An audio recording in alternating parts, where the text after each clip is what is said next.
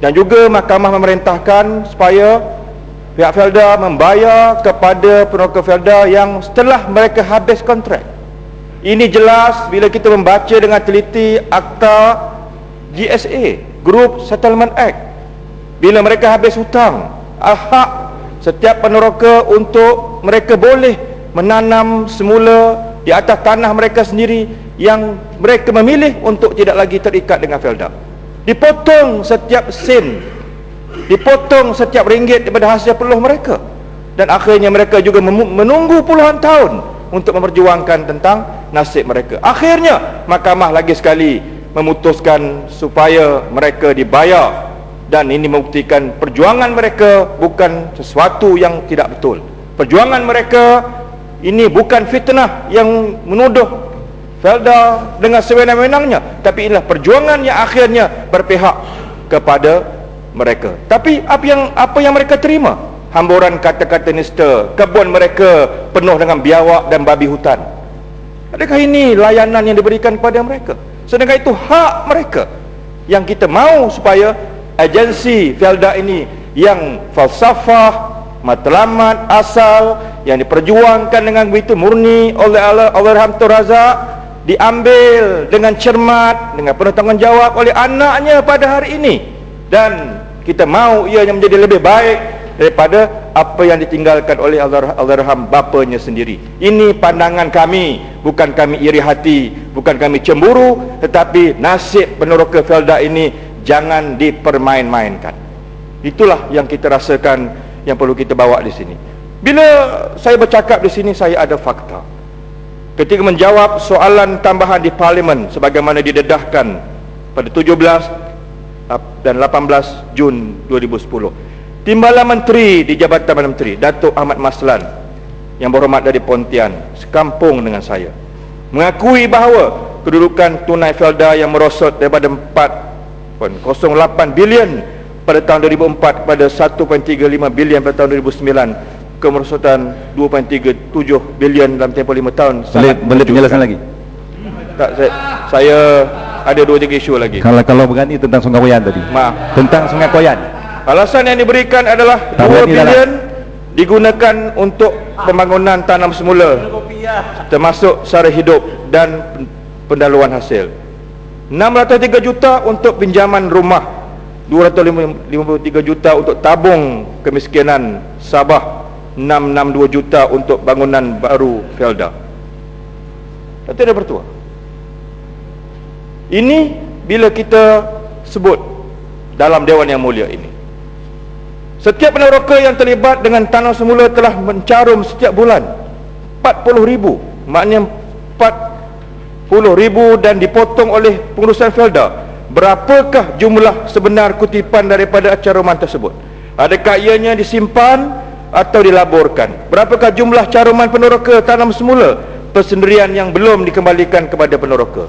Ini saya minta jawapan dengan penuh tanggungjawab. Setiap peminjam perumahan yang dibuat oleh peneroka Felda adalah hutang yang dibayar balik setiap bulan dengan jumlah tertentu. Mereka dikenakan kos pengurusan 25% atas pinjaman. Apakah relevannya Felda membiayai dana khas kemiskinan Sabah, sedangkan penempatan peneroka di negeri tersebut adalah kecil? Felda Plantation, estate Felda yang terbesar terletak di Felda Gugusan Sahabat. Kenapa tidak digunakan keuntungan dari Felda Plantation? Kenapa semuanya nanti akan dibebankan kembali kepada peneroka?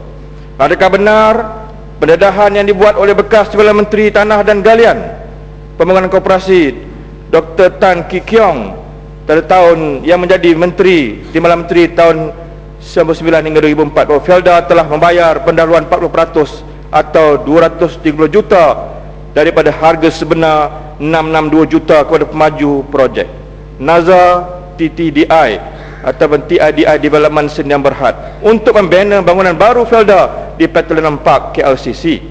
Mengikut amalan biasa, bayaran pendahuluan tidak lebih daripada 10% daripada harga keseluruhan projek. Apa istimewanya? Pemaju projek mendapat bayaran pendahuluan yang cukup tinggi. Sehingga kini berapa peratuskah kerja-kerja pembinaan telah dilakukan?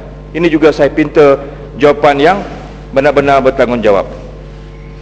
Adakah benar pendedahan ini bahawa wujudnya suatu perancangan pada tahun 2006 untuk menggantikan ibu pejabat Felda yang sedia ada di atas tapak yang sama di Jalan Semarak dengan kos anggaran 220 juta sahaja? Tender untuk meruntuhkan bangunan lama telah pun dibuka dan Perdana Menteri ketika itu Tun Abdullah Haji Ahmad Badawi juga telah bersetuju merasmikan Majlis Pecah Tanah pembinaannya. Apakah kewajarannya perancangan asal dibatalkan dan kini dibina bangunan baru atas tapak dengan kos yang begitu mahal? Adakah benar dakwaan harga bangunan baru setinggi 50 tingkat itu yang mencecah 662 juta terlalu tinggi dan telah dibayar penuh pada pemaju projek? Apakah projek tersebut melalui tanda terbuka atau runding terus, dan bagaimana penilaian harganya dibuat?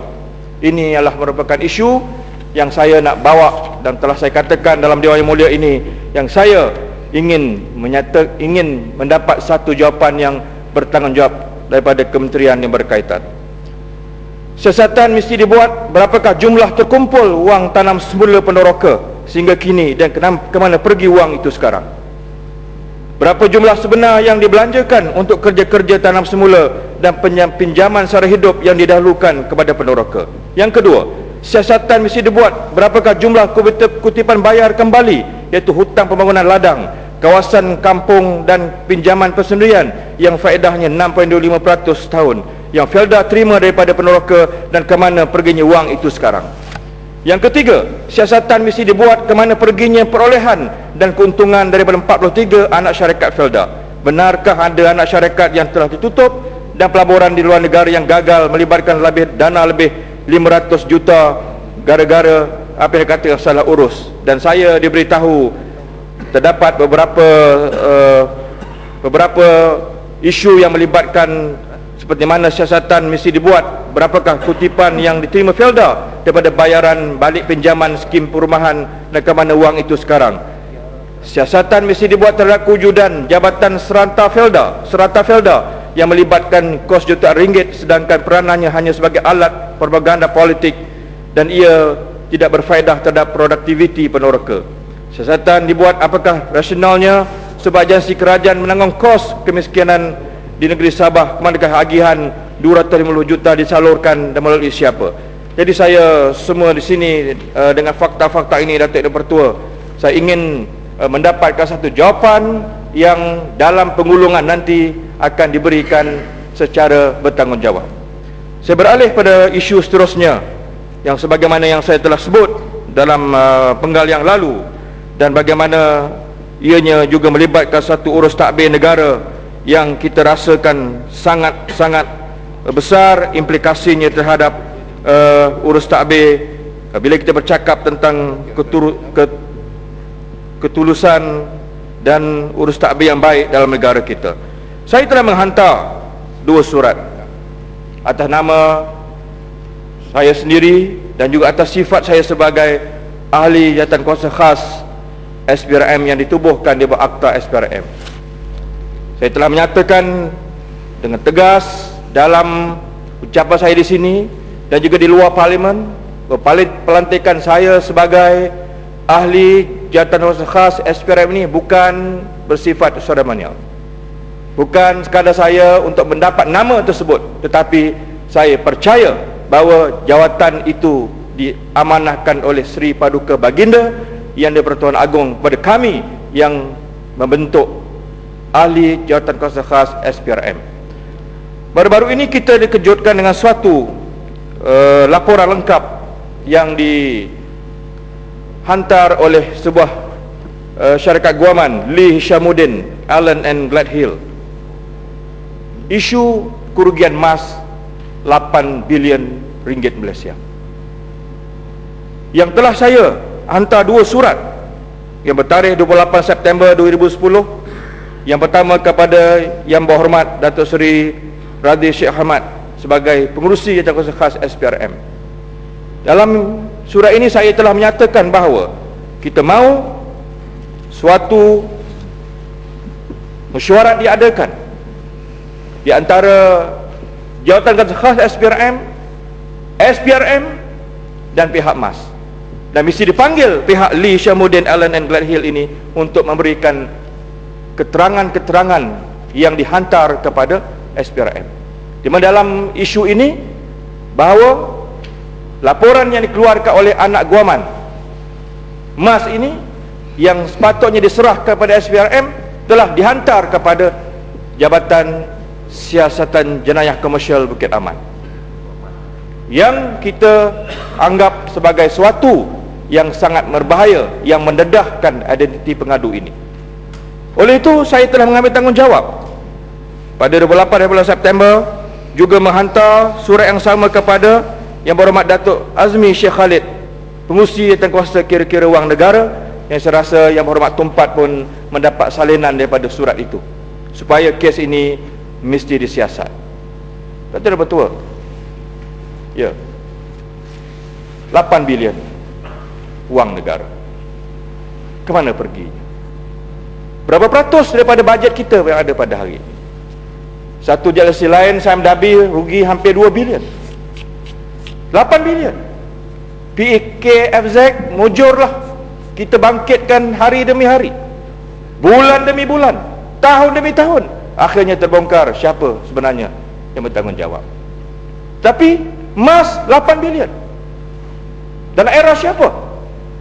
Persoalannya, adakah Tan Sri Tajuddin Ramli berani buat seorang diri yang melibatkan kerugian 8 bilion ringgit Malaysia? Ini wang rakyat, ini wang yang kita rasakan kita bertanggungjawab. Emas tidak habis-habis disuapkan susu ke dalam mulut mereka. Lepas itu kita cemburu dengan Air Asia. Kita tak perlu cemburu dalam arti kata yang kita rasakan kita sakit hati dengan mereka.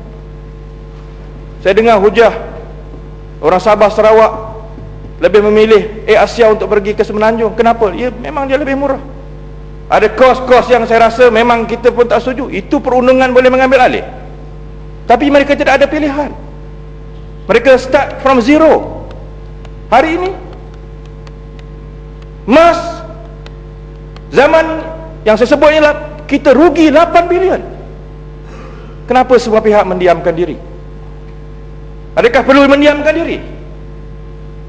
Betul-betul kalau negara ini menuju kepada mafia, saya berharap tidak.